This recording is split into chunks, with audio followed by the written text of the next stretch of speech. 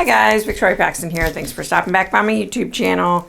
Do me a favor, subscribe, hit the notification bell so that you get a little notice about all my videos. And yeah, can y'all believe I've got 300 and some people watching. Like, mind blown, blows my mind. Like, it really does. That's crazy. So yeah, let me go ahead and get started. Okay, so today I'm going to talk about Dorothy Kilgallen.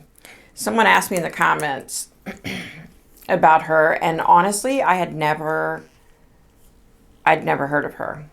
I don't know how I'd never heard of her.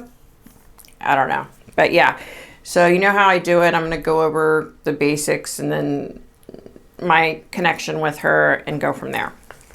So she was born July 3rd, 1913. She was a journalist. She started her career before her 18th birthday, that's crazy.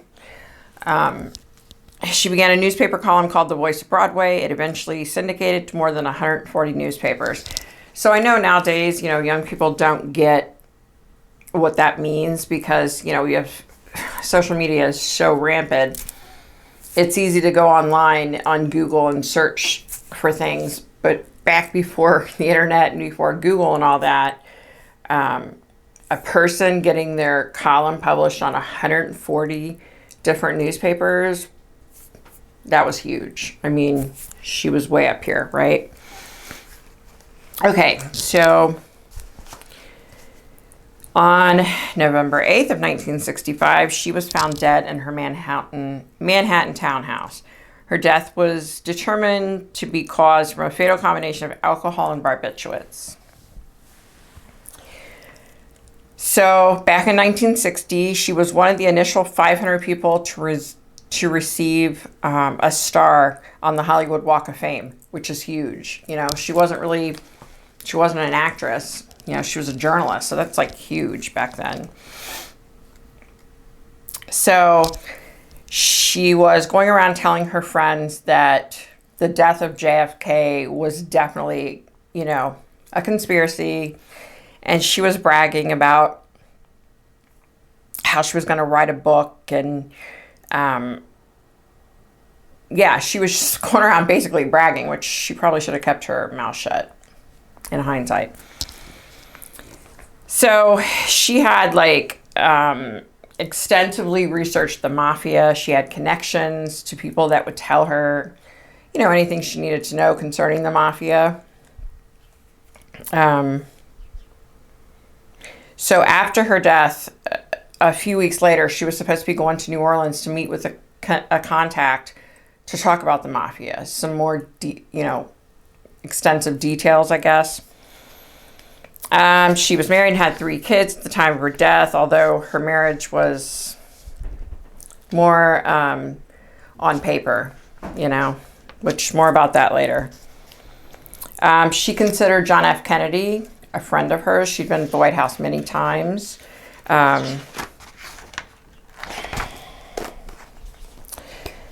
Okay, so it was discovered that she had pills in her system. Some were prescribed to her, some were not. When she had her autopsy. Okay, so she was in her 50s when she died. So when I connected with her, excuse me, I've stated this before, but when I connected with her, she came through looking so much younger. She looked like she was in her 30s. She really did. She looked amazing. I was like, wow, she's beautiful. She was really bubbly. She was happy to be talking to me. So it was kind of weird because she said to me, you would have been an amazing journalist. And I was like, okay. Fun fact about me, I wanted to be either a journalist or a librarian. But my gifts and such took me in a different direction. But so when she said that, I was like, oh, like, wow, that's pretty cool. It was kind of strange. Like, I think she was the first spirit that I communicated with that wasn't related to me, that it's like she knew a lot about me. She said that, she knew about my writing and such, which most people don't know that side of my life. Yeah. Anyway, I'm not going to go into it here, but I do have another part of my life that I'm very proud of, but I'm not going to go into it here. Yeah. So anyway, she began to tell me all about her career. She was talking about how fortunate she was, to have the connections that she had and to get to know the people that she got to know. She said she had been able, she had communicated with people from every walk of life possible, so she was like, you could tell like it was something she really loved. She was really excited to talk about it, She talked about her kids, Jill, Richard, and Carrie. She spoke about her husband, Richard.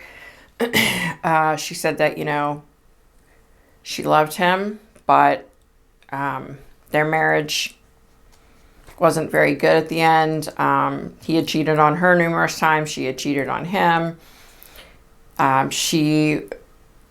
Okay, so yeah, let me hold off with that.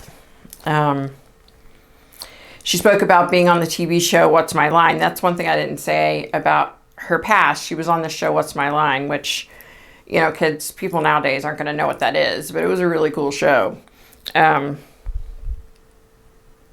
She talks about that and, how many people she was exposed to and how many people she got to know and to become friends with, And I was just like this was one, excuse me, this was one spirit that, I was just amazed to hear her talk about everything. I mean, she definitely was like very intelligent. She definitely, she did so many cool things in her life, and 50 some years she was alive. So yeah, it was pretty cool. Just to kind of like pick her brain basically, it's pretty cool. She went on to talk about how she was friends with John F. Kennedy. She had intimate details about his mistresses. She talked about how she had written an article and people assumed it was about President Kennedy and his mistresses. However, it was really about his brother Bobby and Bobby's mistresses, because Bobby was married as well. But she said, she led people to believe it was about the president, and she should have, she said, looking back, I shouldn't have done that. Like, that just wasn't good. JFK was a friend of hers, and just, she said that's one thing she wished she could change.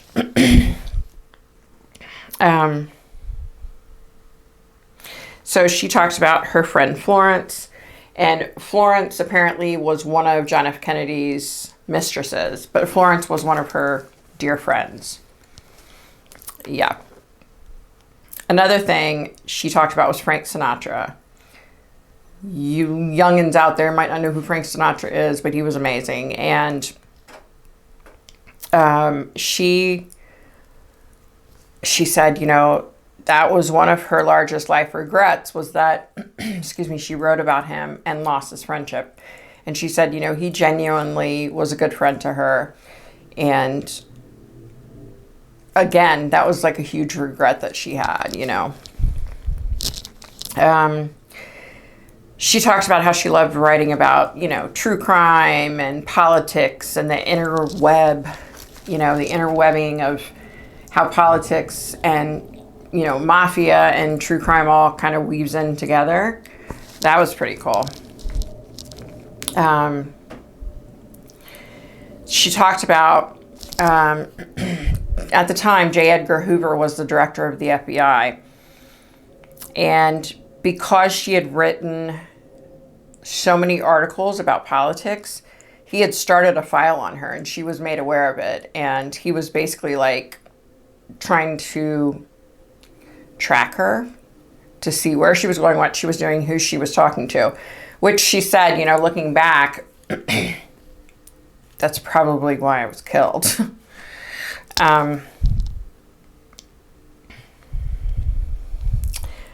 She went on to talk about that she was sued for defamation of character because of, I think, 2 things that she had written. She didn't go into specifics, but it in fact happened. Oh, so she had written this article about Marilyn Monroe and, quote, JFK's love affair. In reality, what she had written was about Bobby Kennedy, John Kennedy's brother, and the affair with Marilyn Monroe, because apparently both of them had an affair with Marilyn Monroe, which, did I know that?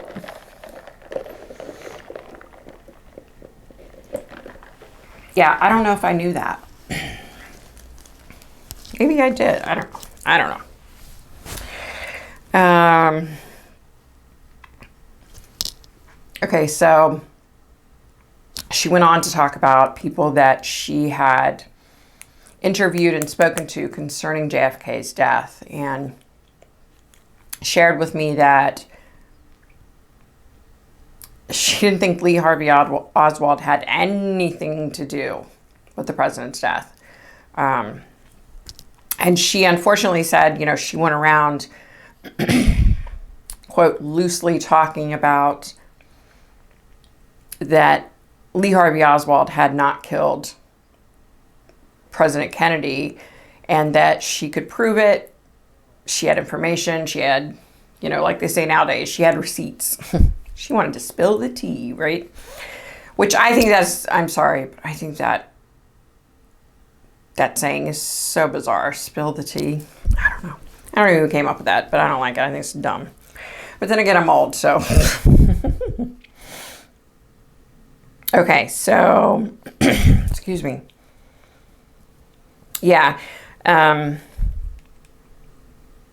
So she was on the TV show What's My Line. She spoke about how much she loved that, and how many, amazing people and friends she had made, and the people she had come in contact with that, she talks about how she didn't use the word blessed.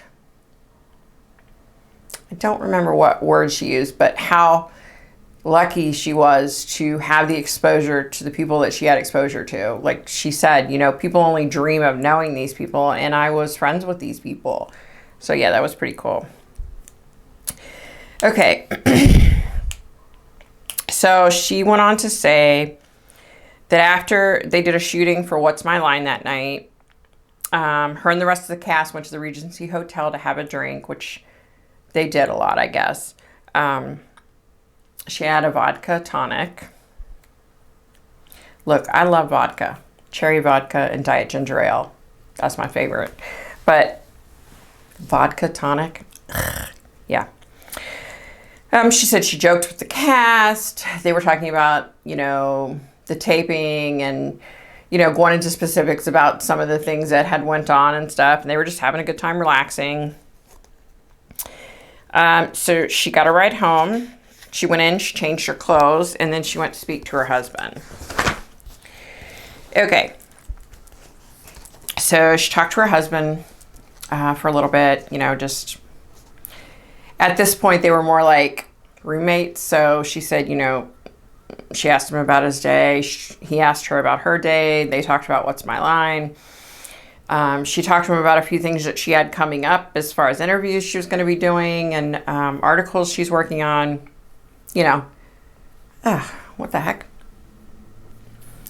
So she poured herself a drink, went to her room, poured herself a drink. She had been having issues sleeping. So the doctor had, in fact, written her a prescription for sleeping pills. I don't know that I would have drank a vodka tonic at the bar and then come home, poured myself a drink, drank that, and then taken a sleeping pill. But, I don't know. She almost made it sound like, it was no big deal. She'd done it before. You know what I mean? So it didn't seem like, yeah, I don't know.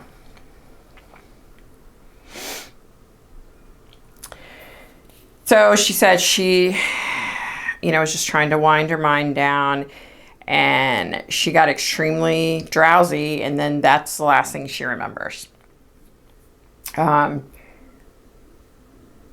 she saw herself, like they say it's like an outer body experience, but she was actually dead at this point. She saw herself, and she said she knew right away, wow, because she was sitting up in her master bedroom bed. So she went on to tell me that the reason why this was so odd and bizarre was that she would not sleep in that master bed because she had walked in on her husband having sex with someone else in that bedroom, in that bed. And since then, she had nothing to do with that room. She was using one of the guest rooms. So she said, she's like, wait a minute. When she got her bearings, she looks down and she sees, oh my gosh, that's a master bedroom. She was like, what the heck? And she was sitting up, and she said, why would I be sitting up sleeping? It doesn't make sense. Yeah.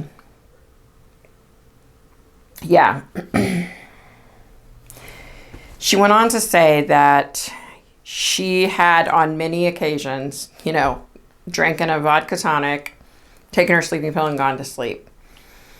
And she said that night she had had one drink at the bar and one drink. She had started sipping on a drink when she got into her bedroom before she went to sleep.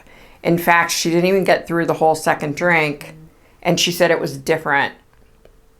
She said, I passed out. And she said, I've never had that problem since I've been on these sleeping pills. I've never had that problem.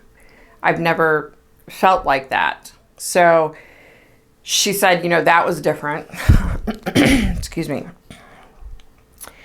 So she went on to say that ultimately she thinks J. Edgar Hoover was the one responsible for her murder. She thinks that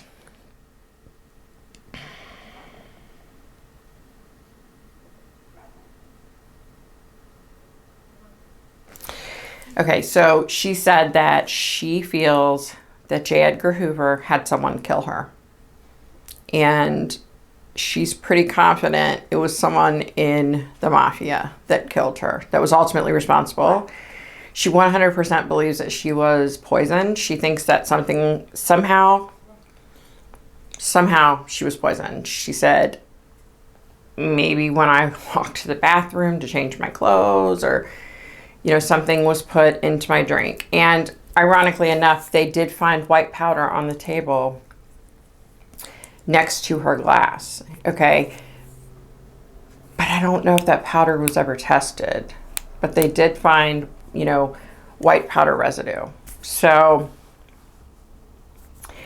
she went on to talk about interviewing Jack Ruby, who was the one ultimately responsible for killing Lee Harvey Oswald.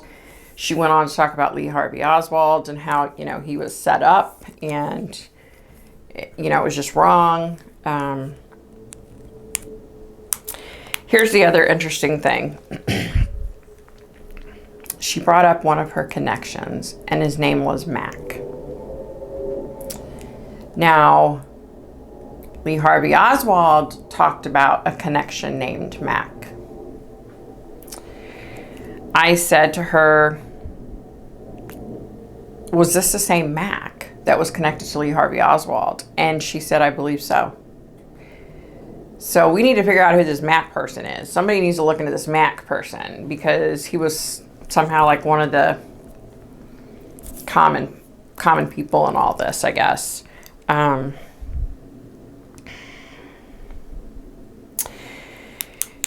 Yeah, she went on to say, that she's amazed by all the conspiracy theories and everything, because all the answers are right there.